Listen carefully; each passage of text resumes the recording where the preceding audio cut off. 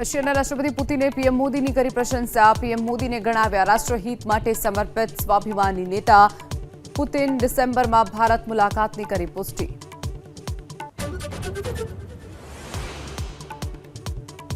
પ્રદેશ ભાજપના નવા પ્રમુખની નિયુક્તિ માટે આજે હાથ ધરાશે ચૂંટણી પ્રક્રિયા. સીઆર પાટીલના ઉત્તરાધિકારી જગદીશ વિશ્વકર્મા બનશે તે નક્કી.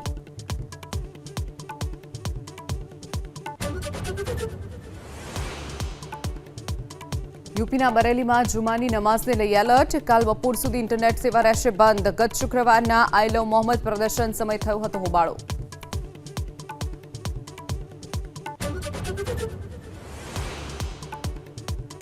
દશેરા પર જીએનયુમાં હોબાળો. રાવણના પૂતળા પર ઓમર ખાલિદ અને શર્જીલ ઇમામનો ફોટો લગાવતા લેફ્ટ વિંગના વિદ્યાર્થીઓ થયા ગુસ્સે. એબીવીપી અને લેફ્ટ વિંગના સમર્થકો આવ્યા આમને સામને.